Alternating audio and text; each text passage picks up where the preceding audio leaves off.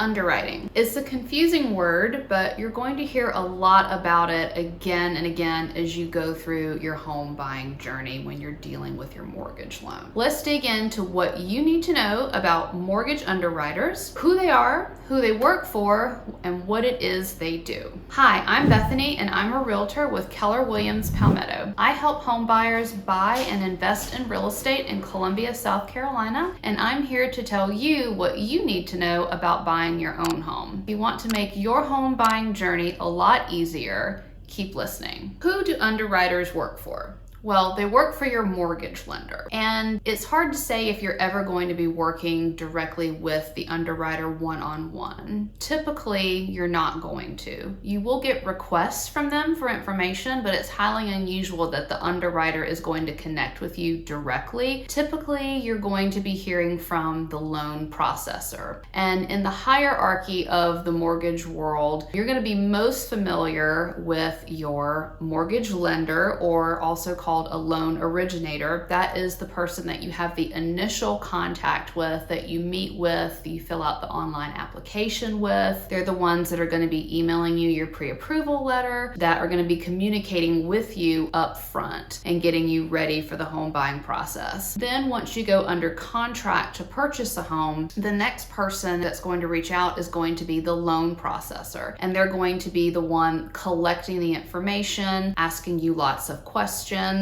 and they are going to take all of those details and then send it along to the mortgage underwriter. What exactly does a mortgage underwriter do? Well, it is their job to investigate and verify all of the information that you provide, and also to comply with both federal as well as their own lending institutions' guidelines for whatever loan you're applying for. So they're going to be looking at your income, any type of assets that you have, like other real estate. They're also looking at your debt. They're going to be looking at your credit, what your credit score is, what kind of history you have.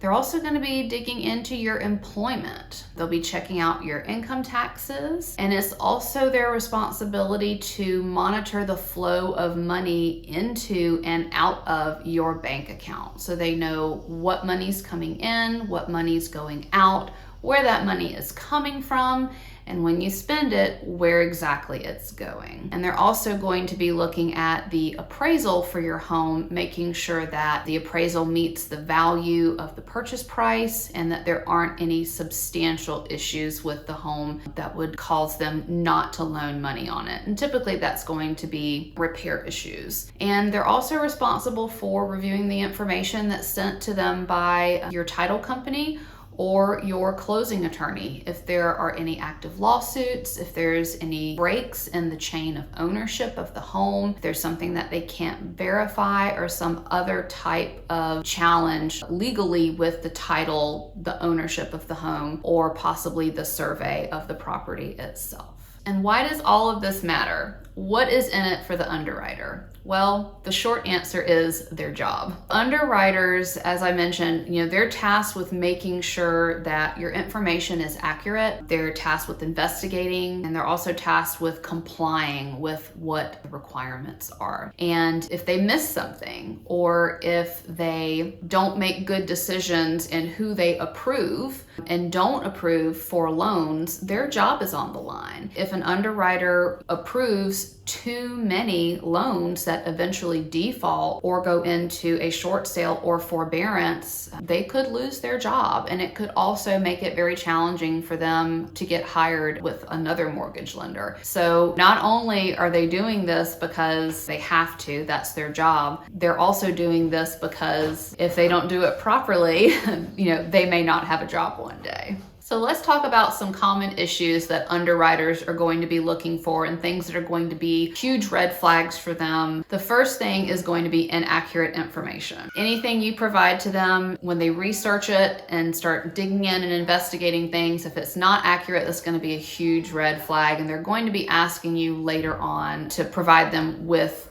correct information. So please make sure that when you're filling your application out and you're providing documentation to them, that you're giving them accurate information to deal with, accurate, up-to-date records, And please don't think that you can falsify anything, because they are going to find out. They will eventually get to the bottom of it. Underwriters are also going to be concerned with credit issues. If there are any dings or negative items on your credit, they're going to be really digging into those, trying to understand why they happened. Depending on the severity of your credit issue, that could mean that you don't get approved for the loan, or it could be something as simple as you need to write a letter to the underwriter to explain to them why you had that particular situation. They're also going to be digging into your employment.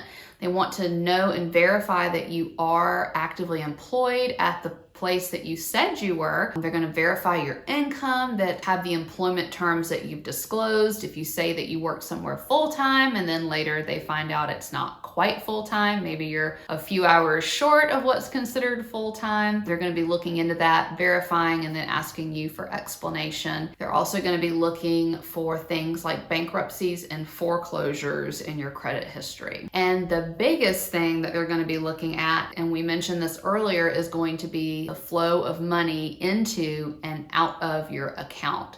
And they're looking to make sure that they can source all of the money that's coming in and coming out. And where that becomes a problem is if you have large deposits or withdrawals or purchases from your bank account, and they can't figure out where that money is coming from. So let's say someone gifts you $1,000 and it's cash, and you drop $1,000 of cash in your bank account. An underwriter is not gonna like that. They don't know where that money came from. They don't know if you went out and borrowed it from someone or you got a loan from somewhere else. So that is gonna be a common issue if they see large deposits that are either cash or they can't really source exactly where the funds are coming from. They're gonna want to source any large outflows of money from your account as well, whether it's debit or a check or a large cash withdrawal. They're going to want to know, why was that money taken out and where is that money going? Also confirm that it's not going out to pay some other debt that you have not disclosed on your loan application.